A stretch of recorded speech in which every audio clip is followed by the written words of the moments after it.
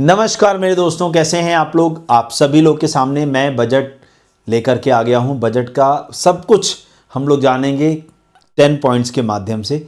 इधर उधर की बातें ना करके हम लोग केवल मुद्दे की बात करेंगे और अगले 10 मिनट के अंदर कोशिश करेंगे कि आपको बजट के वो सारे अहम मुद्दों को हाईलाइट कर सकूं मैं, जो इस बार बजट में देखने को मिला है।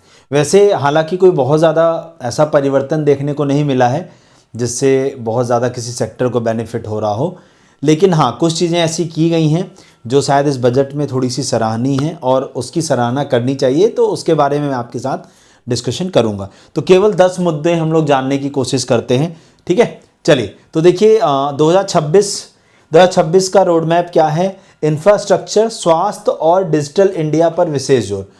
जब से आपको पता है बीजेपी गवर्नमेंट आई है, तब से digital India, make in India के नाम से काफ़ी सारे चीज़ें चल रही हैं, यानी डिजिटाइजेशन की तरफ हम कितना ज़्यादा डिजिटली अपने आप को ग्रो कर सकें, उसके ऊपर ज़्यादा फोकस रहा है सरकार का शुरू से ही, इंफ्रास्ट्रक्चर के ऊपर।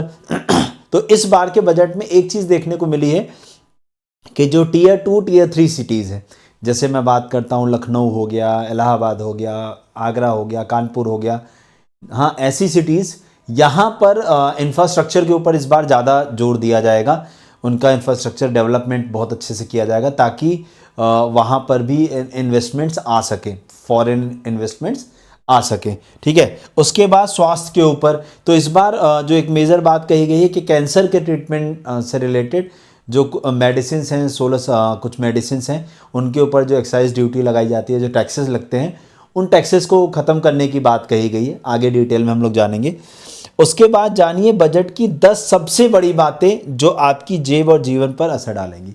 तो मैं केवल 10 पॉइंट्स के माध्यम से आपको वो बातें बताना चाहूँगा जो आपके ऊपर या आपके पॉकेट पर थोड़ा सा बर्डन क्रिएट करेंगी और आप लोग उसे अच्छे से समझ सकते हो, ठीक है। सबसे पहली बात शुरुआत करते हैं। सबसे पहले इनकम टैक्स स्थिरता और राहत। टैक्स स्लैब में कोई बदलाव नहीं है, मतलब 12 लाख रुपए पे जीरो इनकम टैक्स की स्लैब की बात कही गई है। ये बात आपको बहुत अच्छे से पता है कि 1 जनवरी 2026 से आपका 8th पे कमीशन लागू हो चुका है। तो सरकार ने इस चीज़ को पहले ही कैलकुलेट कर लिया था कि जब हम 8th पे कमीशन लागू करेंगे तो 8th पे कमीशन के बाद, जैसे मान लो अभी अगर मान लो टैक्स के अंदर 100 लोग आते हैं जो लोग टैक्स भरते हैं, ठीक है, तो अब सरकार ने सोचा कि जब सैलरी बढ़ेगी तब क्या ये 100 से कम लोग हो जाएंगे? नहीं, सरकार ने ये पहले ही कैलकुलेट कर लिया था कि ऐसा टैक्स स्लैब बना दो जिससे 100 से 110 हो जाए टैक्स देने वाले भी, और लगे कि हमने सैलरी भी बढ़ा दी। तो पूरा प्लान सेट है, जैसे कहते हैं ना फील्डिंग सेट है यहाँ पे। चलिए अगला, यहाँ पर बोला है रिवाइज रिटर्न। बस एक चेंजेस इस बार देखने को मिला है कि जो रिवाइज रिटर्न फाइल करने की जो लास्ट डेट हुआ करती थी, पहले 31 दिसंबर हुआ करती थी, बट अब नई डेडलाइन जो है उन्होंने रख दिया है कि आप 31 मार्च तक जो है अपना रिवाइज रिटर्न भर सकते हैं। मतलब आप जो है जब अपना रिटर्न फाइल करते हैं, ITR फाइल करते हैं, तो आपका जो भी टैक्स वगैरह दिया होता है, जो कटता है, आप उसमें से रिफंड की डिमांड करते हैं। तो अगर आप उसमें किसी तरीके का कोई परिवर्तन करना चाहते हैं तो रिवाइज रिटर्न का एक ऑप्शन आता है जो अब आप 31 मार्च तक कर पाएंगे, इसे बढ़ा दिया गया, ठीक है। तो पहला इनकम टैक्स स्लैब की बात हुई। सेकंड पे आते हैं, स्वास्थ्य और आयुर्वेद की बात की गई है। जीवन रक्षक दवाएं अब सस्ती, यानी जो भी हमारी मेडिसिन हैं उनको जो है बेनिफिट देने की कोशिश की गई है कि बेनिफिट इस तरीके से कि लोगों के लिए ट्रीटमेंट इजी हो सके। हाँ, जैसे आयुष्मान कार्ड लाया गया था तो उससे क्या हुआ, काफ़ी लोग जो ट्रीटमेंट नहीं करा पा रहे थे बड़ी बड़ी बीमारियों का, वो ट्रीटमेंट कराने के लायक हो पाए। जैसे आपको पता होगा कि हम सरकार जो है बड़े बड़े कैंसर के इंस्टीट्यूट खोल रही है, बड़े बड़े कैंसर्स की दवाइयाँ जो हम बाहर से मंगाते हैं उनके ऊपर बहुत सारी सब्सिडी दे रही है। तो मुझे लगता है कि सरकार को ये सोचना चाहिए एक्चुअली में ये बढ़ क्यों रहा है। अगर सरकार इस चीज़ के ऊपर फोकस करे कि कैंसर की बीमारी इंडिया में बढ़ क्यों रही है, हम उसकी रोकथाम के ऊपर काम करें, रेदर देन कि हम कैंसर के 10 अस्पताल खोल दें, कैंसर की दवाइयों को सस्ता कर दें। हम बीमारी को क्यों नहीं मारते हैं, हमें इसके ऊपर भी तो फोकस करना चाहिए ना। तो कैंसर की 17 दवाएं और 7 दुर्लभ बीमारियों की दवाएं अब कस्टम ड्यूटी फ्री, मतलब जो उसके ऊपर कस्टम ड्यूटी लगती थी वो फ्री कर दी गई है। 3 नए एम्स खोलने की बात कही गई है, वो भी आयुर्वेदा में। हाँ, तो all India institute of Ayurveda की स्थापना 3 नए IIMs खोलने की बात कही गई है। आयुष्मान जो हमारी फार्मेसी हैं उनको अपग्रेड करने की बात कही गई है। अपग्रेड करने का मतलब हो सकता है अभी आयुष्मान जितनी फार्मेसीज हैं उनके ऊपर उतने दवाइयाँ ना मिलती हूँ, लेकिन अब जो है वहाँ पर मेडिसिन का स्टॉक बढ़ाना हो या अच्छे लेवल की दवाइयाँ पहुँचाना हो, ये सब काम किया जाएगा जिससे उनको अपग्रेड किया जा सके और ज़्यादा से ज़्यादा कस्टमर जो है वो आयुष्मान फार्मेसी से अपनी मेडिसिन को लेना शुरू कर दे रेदर देन किसी फार्मेसी से। ठीक है, चलिए थर्ड नंबर पे है इंफ्रास्ट्रक्चर। जैसा कि मैंने आपको शुरू में ही बताया था कि जो हमारी टीयर 2 टीयर 3 सिटीज़ हैं उनके इंफ्रास्ट्रक्चर के ऊपर इस बार ज़्यादा फोकस कर रही सरकार। इंफ्रास्ट्रक्चर, छोटे शहरों का उदय, 12.2 लाख करोड़ का आवंटन किया गया है। 5 लाख से ज़्यादा आबादी वाले टीयर 2 टीयर 3 शहरों में के विकास पर विशेष फोकस रहेगा।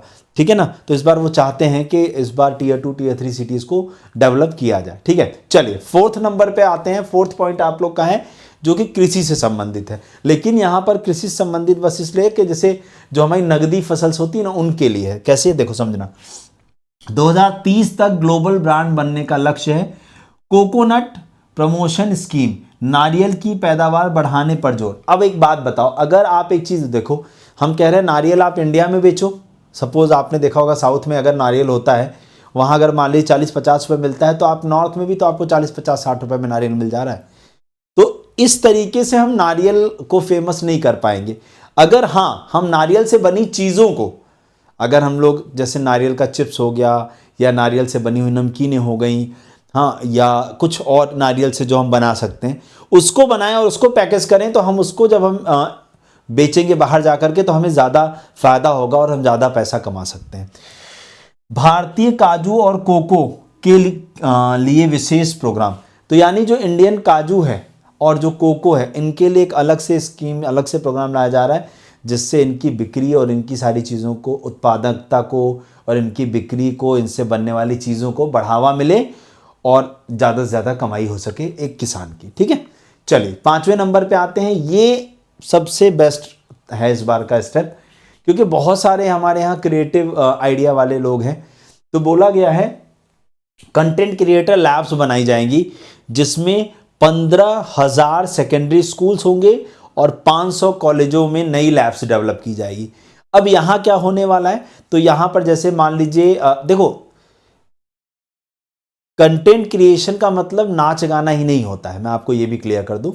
कंटेंट क्रिएशन का मतलब ये भी है तो है कि मान लीजिए कोई शॉर्ट फिल्म बनाना चाहता है, मान लीजिए कोई जो है आपके वेब सीरीज़ बनाना चाहता है, मान लीजिए कोई गेम डेवलप करना चाहता है, मान लीजिए कोई ऐसा है जो कोई शो या कोई चीज़ बनाना चाहता है, तो ये सारा क्रिएशन जो है उसके लिए कॉलेजेस और स्कूल्स के अंदर जो है लैब्स डेवलप की जाएंगी।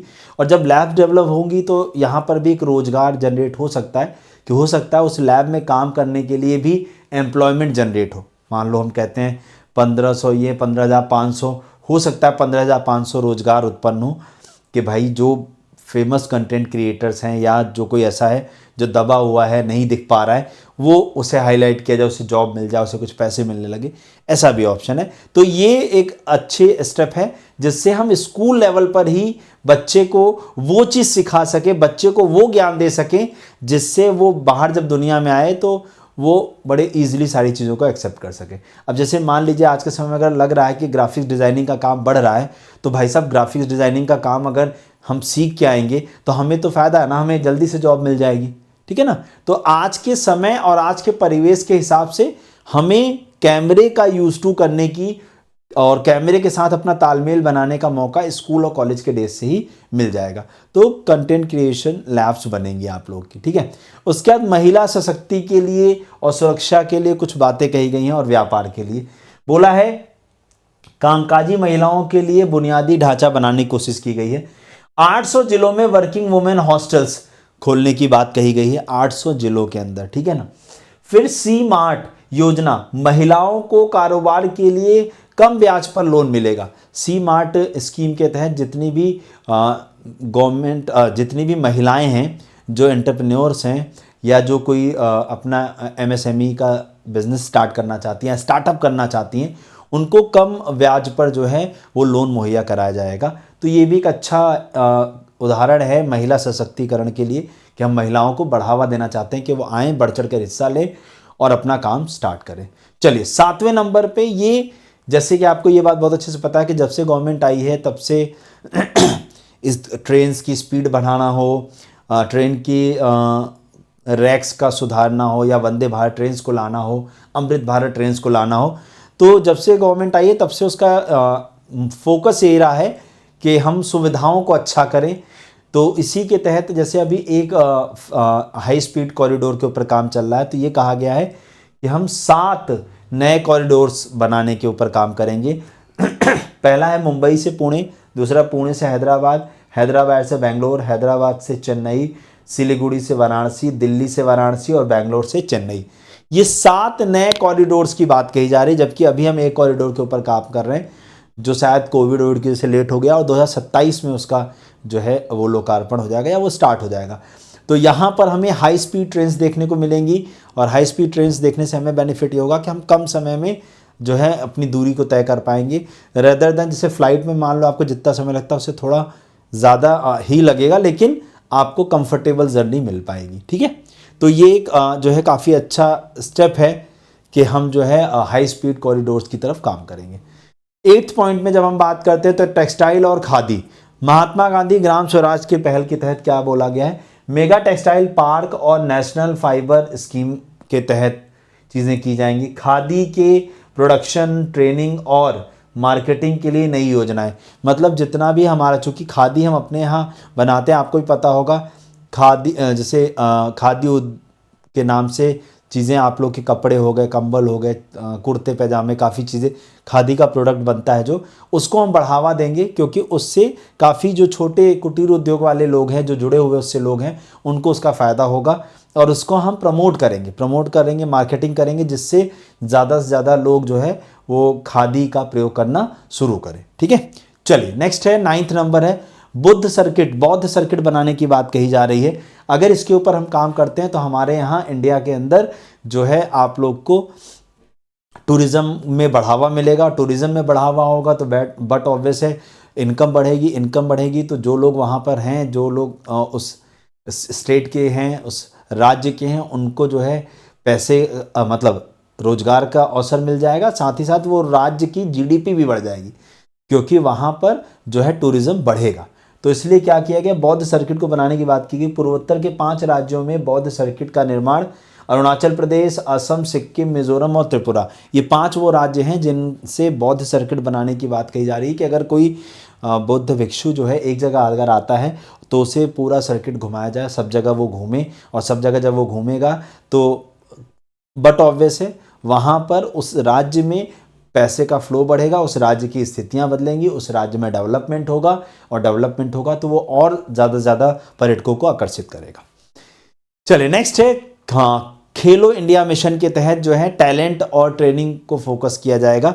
तो इन शॉर्ट आपको मैं बताऊं, आपको ये बात पता है जैसे हमारे कॉमनवेल्थ गेम्स होने वाले हैं, उसके बाद ओलंपिक्स होंगे, तो हमारे यहाँ पे अभी मेडल्स धीरे धीरे बढ़ रहे हैं। तो बट अब गवर्नमेंट का फोकस है कि हमारे यहाँ भी ज़्यादा से ज़्यादा गोल्ड मेडल्स आएँ। तो इसलिए जो भी खेलो इंडिया मिशन के तहत जो भी लोग ऐसे हैं, जो भी बच्चे ऐसे हैं जो गेम्स में इंटरेस्टेड हैं, तो उनको ट्रेनिंग वगैरह मुहैया कराना, ये सारी चीज़ें जो है वो गवर्नमेंट अब करेगी। तो यहाँ पर बोला गया है कोचेस की ट्रेनिंग, नई लीग्स और कंपटीशन का आयोजन किया जाएगा जिससे ज़्यादा से ज़्यादा लोग इससे जुड़ें और उसका बेनिफिट ले सकें। तो एक नज़र में आप लोग यहाँ पर देख सकते हो कि आप लोग के कौन से वो 10 बिंदु थे जो इस बजट में फोकस किए गए थे। मुझे लगता है कि अब आप लोग को सारी बातें समझ में आ गई होंगी। ये अहम बिंदु थे जो इस बजट में आपको देखने को मिले। आपको वीडियो कैसी लगी कमेंट करके ज़रूर बताइएगा। बाकी आप हमारे साथ ऐसे ही बने रहिए ताकि आपको बराबर ऐसी अपडेट्स मिलती रहें। Thank you so much.